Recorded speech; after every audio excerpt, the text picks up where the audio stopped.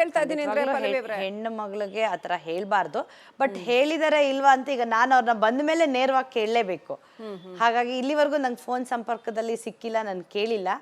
So ಅದು audio visuals ಅಲ್ಲಿ ಏನ್ ಹೇಳಿದಾರೆ ಅಂತ ನಾನು ಕೇಳಿಸ್ಕೊಂಡ್ರದ್ದು ಅಷ್ಟೇ ಬಿಟ್ರೆ ಬೇರೆ ಯಾವ್ದು ನಾನು ಅವ್ರ ಹತ್ರ ಮಾತುಕತೆ ಮಾಡಿಲ್ಲ.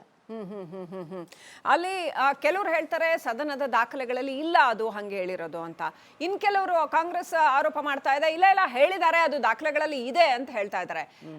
ಏನ್ ಹೇಳಕ್ ಬಯಸ್ತೀರಾ? ಒಂದ್ ವೇಳೆ ಹಂಗೇನಾದ್ರು ಹೇಳಿದ್ದಾದ್ರೆ, ಕೋಪದಲ್ಲೇ ಆಗಿರ್ಲಿ ಏನೇ ಆಗಿರ್ಲಿ, ನೀವು ಒಬ್ರು ಹೆಣ್ಮಗಳು ಪಲ್ಲವಿ ಅವರೇ, ನೀವು ಆಕ್ಟಿವ್ ಆಗಿರೋರು, ಸೋಷಿಯಲಿ ಆಕ್ಟಿವ್ ಆಗಿರುವಂತಹ ಒಬ್ಬ ಹೆಣ್ಮಗಳು, ನೀವು ಹಿಂಗೆ ಪತಿ ಅಂತ ಗಂಡನ ಪರವಾಗಿ ನಿಲ್ತಿರೋ ಅಥವಾ ಹೀಗೆ ಹೇಳೋದು ತಪ್ಪು ಅಂತ ಹೆಣ್ಮಕ್ಳ ಪರವಾಗಿ ನಿಲ್ತಿರೋ? ಇಲ್ಲ, ಖಂಡಿತ ಹಾಗೇನಾದ್ರೂ ಹೇಳಿದ್ರೆ ಅದು ತಪ್ಪೇನೆ. ಯಾರಿಗಾದ್ರೂ ಆಗಲಿ ಸಹಜವಾಗಿ ಅವರೊಬ್ರು ಸಚಿವೆ ಇದ್ದಾರೆ, ಒಂದು ಹೆಣ್ಮಗು ಇದ್ದಾರೆ, ಅವ್ರಿಗೆ ಮನಸ್ಸಿಗೆ ನೋವು ಆಗೇ ಆಗುತ್ತೆ, ಯಾರಿಗೆ ಹೇಳಿದ್ರು ನೋವಾಗಿರುತ್ತೆ.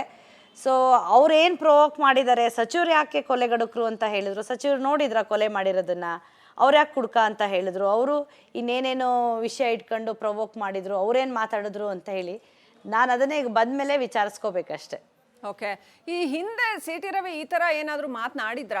ಯಾಕೆ ಪ್ರಶ್ನೆ ಕೇಳ್ತಾ ಇದ್ದೀನಿ ಅಂದ್ರೆ ಪಲ್ಲವಿ ಅವರೇ, ಡಿ ಕೆ ಶಿವಕುಮಾರ್ ಅವ್ರು ಈಗಷ್ಟೇ ಕೆಲವೇ ನಿಮಿಷದಿಂದ ಹೇಳಿದ್ರು ಏನಂದ್ರೆ ಹರ್ಕ್ ಈ ಸಿ ಟಿ ರವಿ ಅವರದ್ದು ಅಂತ. ಹಿಂದೆ ಯಾವತ್ತೂ ಏನು ಮಾತಾಡಿಲ್ಲ, ಅವ್ರು ನೇರ ಮಾತಾಡ್ತಾರಲ್ಲ ಅದನ್ನ ಅವರಿಗೆ ಡೈಜೆಸ್ಟ್ ಮಾಡ್ಕೊಳಕ್ಕಾಗಲ್ಲ ಅಷ್ಟೇ. ಸೊ ಸಿ ಟಿ ರವಿ ಯಾವತ್ತಿದ್ರು ನೇರ ಮಾತಾಡ್ತಾರೆ, ಸೊ ಅದನ್ನ ಅವರಿಗೆ ಡೈಜೆಸ್ಟ್ ಮಾಡ್ಕೊಳಕ್ಕಾಗಲ್ಲ. ಸೊ ಅವ್ರು ಏನ್ ಮಾಡ್ತಾರೆ, ಸಿ ಟಿ ರವಿನ ಯಾವ್ದು ಆರೋಪಕ್ಕೆ ತರಕ್ಕಾಗಲ್ಲ ಅಂದಾಗ ಈ ತರ ಕೊಲೆಗಡ್ಕ ಕುಡ್ಕ ಅಂತ ಈ ತರದೆಲ್ಲ ಹೇಳ್ತಾರೆ. ಸೊ ಅದು ಯಾವ್ದು ಮಾಡ್ದಿದ್ದಾಗ ಅವ್ರು ಹೇಗೆ ಡೈಜೆಸ್ಟ್ ಮಾಡ್ಕೊಳಕ್ಕಾಗತ್ತೆ? ಸೊ ತಪ್ಪು ಮಾಡಿದ್ರೆ ತಾನೇ ಒಪ್ಕೊಳೋದು, ತಪ್ಪು ಮಾಡಿದಾಗ ಹೇಗೆ ಒಪ್ಕೊಳಕ್ಕಾಗತ್ತೆ? ಸೊ ಸಿ ಟಿ ರವಿ ತಪ್ಪು ಮಾಡಿಲ್ಲ ಅಂತ ಹೇಳ್ತೀರಿ? ಈಗ ಅದನ್ನ ನ್ಯಾಯಾಲಯಂಗೆ ಬಂದಾಗಿದೆ, ಅಲ್ಲಿ ಏನಿದೆ ಕಾನೂನು ಕ್ರಮ ಏನು ತಗೋಬೇಕು ಅದನ್ನ ಮಾಡೇ ಮಾಡ್ತಾರೆ. ಈಗ FIR ಹಾಕಿದ್ದಾರೆ, ಅದನ್ನ ಲಾಯರ್ಗಳು ನೋಡ್ಕೊಳ್ತಾರೆ, ಅಥವಾ ಅವ್ರದ್ದೇನು ಆಡಿಯೋ ವಿಜುವಲ್ಸ್ ಇದೆ ಅದನ್ನ ನೋಡ್ಕೊಂಡು ಅವ್ರು ತಪ್ಪು ಮಾಡಿದ್ರೆ ಅದು ಅವ್ರಿಗೆ ಶಿಕ್ಷೆ ಆಗುತ್ತೆ. ಓಕೆ, ಸೊ ಅಂದ್ರೆ ನಿನ್ನೆ ನಡೆದಿದ್ದು ಏನು ಹಂಗಿದ್ರೆ, ಅಂದ್ರೆ ಸಿ ಟಿ ರವಿ ಅವ್ರನ್ನ ಕೊಂದಾಕ್ಬಿಡ್ಬೇಕು ಅಂತ ಪ್ರಯತ್ನ ನಡೀತಾ, ಅಥವಾ ಅವ್ರನ್ನ ಹಲ್ಲೆ ಮಾಡಬೇಕು ಅಂತ ಪ್ರಯತ್ನ ನಡೀತಾ, ಅಥವಾ ಯಾಕೆ ಹಂಗೆ ಮಾಡಿದ್ರು?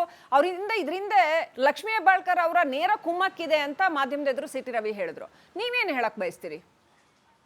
ಮತ್ತೆ ಡಿ ಕೆ ಶಿವಕುಮಾರ್ ಇದ್ದಾರೆ ಅನ್ನುವಂಥದ್ದು ಒಂದು ಆರೋಪಗಳು ಕೇಳ್ಬಂದ್ವು, ಕಾಂಗ್ರೆಸ್ ಇದೆ ಅನ್ನುವಂಥ ಆರೋಪಗಳು ಕೇಳ್ಬಂದ್ವು.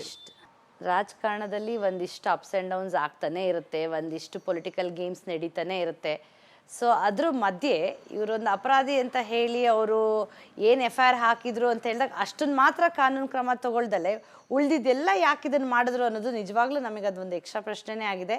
ಯಾಕೆ ಈ ಥರ ನಡೆಸ್ಕೊಂಡ್ರು, ಇಷ್ಟು ರಾತ್ರಿ ಯಾಕೆ ಕರ್ಕೊಂಡೋದ್ರು, ಅವ್ರ ತಲೆಯಲ್ಲಿ ಏನಿತ್ತು? ಅವ್ರು ಹೇಳಿದಾರಲ್ಲ, ಅವರು ಲಕ್ಷ್ಮೀ ಹೆಬ್ಬಾಳ್ಕರ್ ಕ್ಷೇತ್ರದಲ್ಲಿ ಬಂದಿರೋದಪ್ಪ, ಅವರು ಹೆಂಗೆ ಜೀವಂತವಾಗಿ ಹೋಗ್ತಾರೆ ಅಂತ ಎಲ್ಲ ಮಾಧ್ಯಮದಲ್ಲಿ ಬಂದಿರೋದನ್ನು ನನಗೂ ಯಾರೋ ವಿಡಿಯೋ ಕ್ಲಿಪ್ಪಿಂಗ್ಸ್ ಹಿಂಗೆ ನಮ್ಮ ಗ್ರೂಪಲ್ಲಿ ಹಾಕಿದ್ರು. ಸೊ ಅವ್ರದ್ದು ಇಂಟೆನ್ಷನ್ ಏನಿತ್ತು? ಅಥವಾ ಭಯ ಹುಟ್ಟಿಸ್ಬೇಕು ಅಂತನೋ, ಅಥವಾ ಅವ್ರು ನಾವಿಷ್ಟು ಗಟ್ಟಿ ಇದ್ದೀವಿ, ನಾವಿಷ್ಟು ಸ್ಟ್ರಾಂಗ್ ಇದ್ದೀವಿ ಅಂತ ತೋರಿಸ್ಕೋಬೇಕಿತ್ತು, ಅಥವಾ ಇದನ್ನು ಯಾವ ಉದ್ದೇಶಕ್ಕೆ ಮಾಡಿದ್ರು ಅನ್ನೋದು ನಮಗೆ ಒಂದು ಪ್ರಶ್ನೆ ಆಗಿ ಉಳ್ಕೊಬಿಟ್ಟಿದೆ ಇವಾಗ. ಸೊ ಏನು ಅಂತಂದರೆ, ನೇರವಾಗಿ ಸ್ಟೇಷನ್ಗೆ ಕರ್ಕೊಂಡೋಗಿ ಕಸ್ಟಡಿ ಕೊಟ್ಟಿದ್ರೆ ಒಂದು ಸಮಾಧಾನ ಇರ್ತಿತ್ತು. ಓಕೆ, ಕಸ್ಟಡಿ ಕೊಟ್ಟಿದ್ದಾರೆ, ಬೇಲ್ ತೊಗೋಬೇಕು, ಅದು ಮುಳ್ದಿದ್ದ ಪ್ರೊಸೀಜರ್ ನಾವು ಮಾಡ್ಕೋಬೇಕು ಅಂತ. ಅದನ್ನೆಲ್ಲ ಬಿಟ್ಟು ಇಷ್ಟೆಲ್ಲ ರಾತ್ರಿ ಸುತ್ತಿಸಿ ಎಲ್ಲಿದ್ದಾರೆ ಅಂತ ಒಬ್ರಿಗೊಬ್ರಿಗೆ ಲಿಂಕ್ ಇಲ್ದಲೆ, ಯಾರ ಗಮನಕ್ಕೂ ತರದಲೆ, ಏನು ಹೇಳ್ದಲೆ, ಹೈವೇಗಳನ್ನೆಲ್ಲ ಬಿಟ್ಟು ಹಳ್ಳಿ ರೋಡಲ್ಲಿ ಕರ್ಕೊಂಡು ಹೋಗೋದು. ನಾವು ಮ್ಯಾಪಲ್ಲಿ ನೋಡ್ತಾ ಇದ್ವಿ, ಅದು ಬೆಂಗಳೂರು ಕಡೆ ಕಾರ್ ಹೋಗ್ತಾನೆ ಇಲ್ಲ, ಎಲ್ಲ ಮಹಾರಾಷ್ಟ್ರ ಹಿಂದಿ ಇಲ್ಲಿ ಬರ್ದಿರೋ ಎಲ್ಲ ವರ್ಡ್ಸ್ಗಳು ನಾವು ಮ್ಯಾಪಲ್ಲಿ ನೋಡಿದಾಗ ಅದೇ ತೋರಿಸ್ತಾ ಇತ್ತು.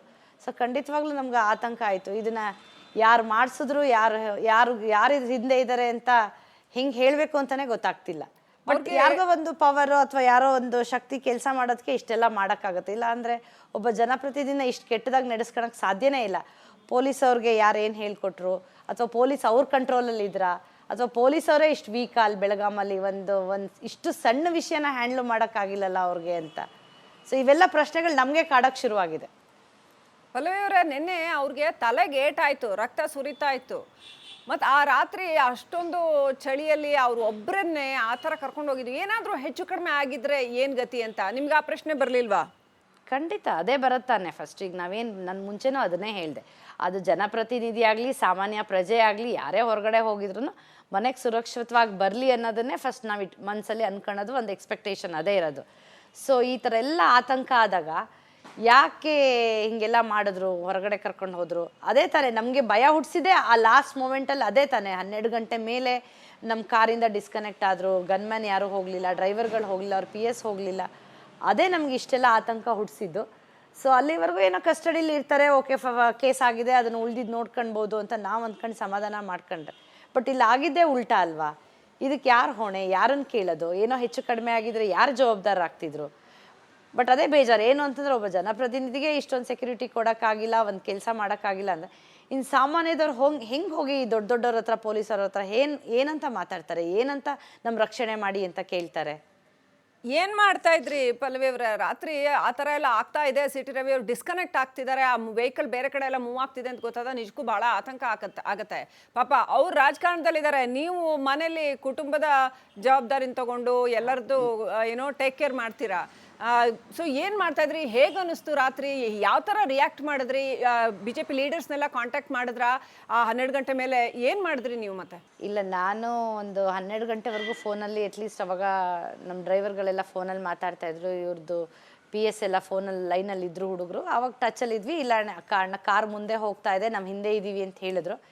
2 ಗಂಟೆ ಮೇಲೆ ನನಗೆ ನಿದ್ದೆ ಬಂದಿರಲಿಲ್ಲ. 2 ಗಂಟೆ ಮೇಲೆ ನಾನು ಇವ್ರಿಗೆ ಫೋನ್ ಮಾಡಿದಾಗ ಇವ್ರು ಫೋನ್ ಎತ್ತಲಿಲ್ಲ. ಆಮೇಲೆ ಒಂದು 2:45-3 ಗಂಟೆಲಿ ನನಗೆ ಫೋನ್ ಮಾಡಿದ್ರು ವಾಪಸ್. 2 ಸೆಕೆಂಡ್, ಯಾಕೆ ಇನ್ನೂ ಮಲಗಿಲ್ಲ, ನೀನು ಮಲ್ಕೋ ಅಂತ ಹೇಳಿದ್ರು. ಸೊ ನಾನು ಅವಾಗ ನನಗೆ ತಲೆಗೆ ಹೊಳ್ದಿದ್ದು ನೀವು ಎಲ್ಲಿದ್ದೀರಾ ಅಂತ ಗೊತ್ತಾಗ್ತಿಲ್ಲ ಅಂತ ಹೇಳಿದ್ರು. ಸೊ ಒಂದು ಕೆಲಸ ಮಾಡಿ, ನೀವು ಒಂದು ಲೈವ್ ಲೊಕೇಶನ್ ಶೇರ್ ಮಾಡಿ ಅಂತ ಹೇಳಿದೆ. ಸೊ ಅವ್ರು ಕರೆಂಟ್ ಲೊಕೇಶನ್ ಶೇರ್ ಮಾಡಿದ್ರು. ಇಲ್ಲ ಬೇಡ, ಮತ್ತೆ ಲೈವ್ ಲೊಕೇಶನ್ನೇ ಅಂತಲೇ ನಾನು ಸ್ಟ್ರೆಸ್ ಮಾಡಿ ಹೇಳಿದಾಗ ಅವ್ರು ಲೈವ್ ಲೊಕೇಶನ್ ಕಳಿಸಿದ್ರು. ನಾನು ಆ ಲೈವ್ ಲೊಕೇಶನ್ನ ಅವಾಗ ನೋಡ್ತಾನೇ ಇದ್ದೆ. ಸ್ಲೋ ಆಗಿ ಒಂದಿಷ್ಟು ಕಡೆ ಸ್ಲೋ ಆಗಿ ಮೂವ್ ಆಗ್ತಿತ್ತು. ಹೈವೇ ರೋಡ್ ಬಿಟ್ಟು ಎಲ್ಲ ಸಬ್ ರೋಡ್ಸ್, ಏನೇನು ಮಡ್ ರೋಡ್ ಇರುತ್ತೆ ಆ ಥರ ಇಂಟೀರಿಯರ್ ರೋಡ್ಸಲ್ಲಿ ಕಾರ್ ಪಾಸ್ ಆಗ್ತಾಯಿತ್ತು. ಅಲ್ಲೆಲ್ಲೋ ಸ್ವಲ್ಪ ಹೊತ್ತು ನಿಲ್ಲಿಸೋರು ಅಥವಾ ಮುಂದಕ್ಕೆ ಹೋಗೋದು, ಮತ್ತೆಲ್ಲೋ ಹೋಗಿ ಒಂದು ಡ್ಯಾಮ್ ಹತ್ರ ಏನೋ ತೋರಿಸ್ತಾ ಇತ್ತು, ನೀರಿಂದೇನೋ ಒಂದು ಕೆರೆ ಆ ಥರ ಏನೋ ಅಲ್ಲಿ. ಆಮೇಲೆ ಯಾವುದೋ ಒಂದು ದೇವಸ್ಥಾನ ಹಿಂದೆ ಎಲ್ಲೋ ನಿಂತಿರೋದು ತೋರಿಸ್ತಾ ಇತ್ತು. ಒಂದು ಎಂಥದೋ ಫಾರ್ಮ್ ಹೌಸ್ ಅಂತ ಏನೋ ಒಂದು ಬರ್ತಾಯಿತ್ತು. ಆ ಥರದ್ದೆಲ್ಲ ಪಿಕ್ಚರ್ಸ್ಗಳನ್ನ ನಾವು ನೋಡ್ತಾ ಇದ್ದೆ ಬಿಟ್ಟರೆ. ಆಮೇಲೆ ನನಗೂ ಅನಿಸ್ತಿತ್ತು, ಇಷ್ಟು ರಾತ್ರಿಲಿ ಯಾರಿಗೆ ಕಾಂಟ್ಯಾಕ್ಟ್ ಮಾಡೋದು, ಯಾರಿಗೆ ಕೇಳೋದು ಅಂತ. ಸೊ ಆಮೇಲೆ ಒಂದು 4 ಗಂಟೆವರೆಗೂ ನಾನು ಎಚ್ಚರ ಇದ್ದೆ. ಆಮೇಲೆ ಯಾವಾಗಲೂ ನಿದ್ದೆ ಬಂದು ಬೆಳಗ್ಗೆ ಮತ್ತೆ 6 ಗಂಟೆಗೆ ಎದ್ದು ಕೇಳೋ ಅಷ್ಟೊತ್ತಿಗೆ ಅದೇ ಇನ್ನೊಂದು ಅರ್ಧ ಗಂಟೆಲಿ ಕರ್ಕೊಬರ್ತಾರೆ ಅಂತ ಹೇಳಿದ್ರು. ಅಕ್ಕ ಬೇರೆ ಯಾರೋ ಒಂದಿಷ್ಟು ಹುಡುಗರು ಹೋಗಿದ್ದಾರೆ ಅಲ್ಲಿಗೆ ಅಂತ ಹೇಳಿದ್ರು. ಆವಾಗ ಸ್ವಲ್ಪ ಧೈರ್ಯ ಬಂದಾಗಾಯಿತು. ಆಮೇಲೆ ನನಗೆ ಅಧ್ಯಕ್ಷರು ಅಶೋಕಣ್ಣ ಎಲ್ಲ ನಮ್ಗೆ ಫೋನ್ ಮಾಡಿ ಮಾತಾಡಿದ್ರು. ಓಕೆ. DK ಶಿವಕುಮಾರ್ ಅವರು ಇನ್ನೊಂದು ವಿಚಾರ ಹೇಳಿದ್ರು, ಜಯಮಾಲಾ ವಿರುದ್ಧನೂ ಇದೇ ಥರ ಮಾತಾಡಿದ್ರು, ಹಿಂದೆ ಸಿದ್ದರಾಮಯ್ಯ ವಿರುದ್ಧನೂ ಇದೇ ಥರ ಮಾತಾಡಿದ್ರು. ಅಂದರೆ ಬಾಯಿಗೆ ಬಂದಂಗೆ ಮಾತಾಡ್ತಾರೆ, ಮತ್ತೆ ಏನೇ ಆದ್ರೂ ಅವ್ರಿಗೆ ಹೊಟ್ಟೆ ನೋವಾದರೂ ನಾನೇ ಕಾರಣ ಅಂತ ಹೇಳ್ಬಿಡ್ತಾರೆ, ಸುಮ್ಮನೆ ಹೇಳ್ಬಿಡ್ತಾರೆ. CT ರವಿ ತಾವು ಅಸಭ್ಯವಾಗಿ ಅಶ್ಲೀಲವಾಗಿ ಮಾತಾಡಿ ಅವ್ರ ತಪ್ಪನ್ನು ಮುಚ್ಕೊಳ್ಳೋಕ್ಕೆ ಹೀಗೆಲ್ಲ ಹೇಳಿದ್ರು ಅಂತ DK ಶಿವಕುಮಾರ್ ಆರೋಪ ಮಾಡ್ತಾರೆ.